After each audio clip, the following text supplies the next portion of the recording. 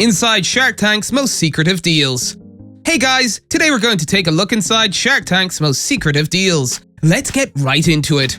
As Vladislav Smolyansky emerged from the tank, he began to panic. It was 2016 during the 8th season of Shark Tank, and the then 21-year-old had just agreed to a deal that would give celebrity investor Kevin O'Leary majority control of his company, Pinblock.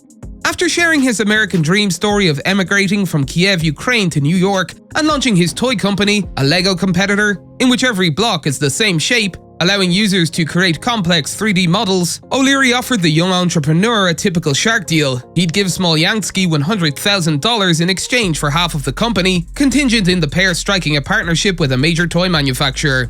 Smolyansky owned 85% of Pinblock, with the remaining 15% owned by the co-founder, who was no longer involved, leaving him with a minority stake if the deal went through. No other shark made an offer, and O'Leary made a compelling case. The investor said during the episode, noting his close relationship with industry giant Mattel, "I'll bring it to the toy industry because they all return my calls and I'll bring deals to you." He then added, "You have no chance of doing it successfully yourself." Smolyansky was visibly upset during his exit interview following the pitch, believing he had given too much away, and a Shark Tank producer tried to reassure him off camera that the deal with O'Leary would be worthwhile. But he did, and he was soon enthralled by the prospect of working with the investor. Smolyansky claims that about 4 months later, he received a lengthy email from O'Leary's team informing him that his investor was cancelling the deal. The toy industry was saturated, and manufacturers were unlikely to take the risk of collaborating with Pinblock, according to the email.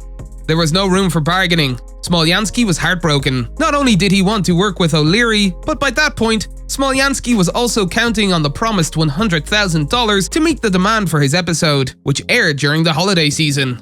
An analysis of 112 businesses offered deals on the show from seasons 8 to 13 reveals that roughly half of those deals never close, and the remaining 15% have different terms once the cameras are turned off. According to a similar 2016 Forbes survey, roughly 73% of deals in the first 7 seasons either changed or fell through. Many of the entrepreneurs interviewed by Forbes requested anonymity due to the strict non-disclosure agreements they sign in order to appear on the show, which hold them personally liable if they discuss the details of their deals or even their experience on set. Nonetheless, Forbes was able to go deep inside the tank and get an unprecedented look at what happens after taping ends. Pitches are shot months, if not years, in advance of when the episodes will air. Several entrepreneurs claim they were told to accept the deals or risk not being shown on television, a claim confirmed by billionaire investor Mark Cuban to Forbes. A few admitted that they went on the show for the publicity and never intended to bring on new investors. At least 10 others said the deal was cancelled due to a mutual decision between them and their shark. Most, however, admitted that it was either the shark's decision to withdraw, sometimes without explanation, or theirs after the terms changed so drastically that they felt they were unacceptable and, in some cases, put their businesses at risk. ABC declined to comment on the matter, but longtime Shark Tank producer Clay Newbill told Forbes for a September 2022 cover story on Cuban that ABC has no control over what happens after filming.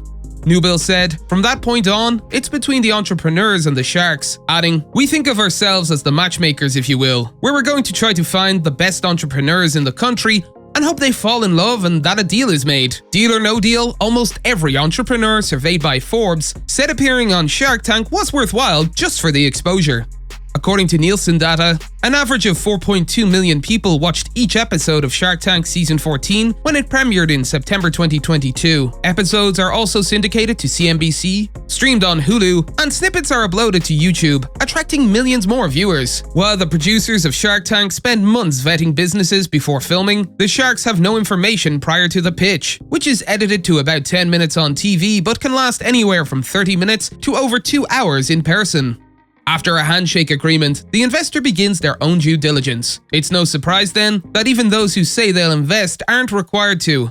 According to John's email, businesses can appear on Shark Tank without having to pass a credit check, provide collateral, or meet the requirements that traditional banks require.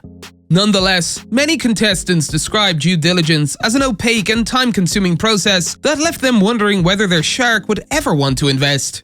One entrepreneur who requested anonymity due to their NDA stated that their shark, Damon John, refused to respond to questions about their deal during the months between filming and when their episode aired. When they finally heard back after their episode aired, John had completely changed the deal, making it much less favorable for the entrepreneur, and refused to negotiate. The two parties eventually agreed to terminate any agreement. The entrepreneur said of the negotiations, "It was more like talking to a loan shark," adding, "The only time it felt like they wanted to close was the handshake on TV." That's all for today, and we'll be sure to catch you all in the next one.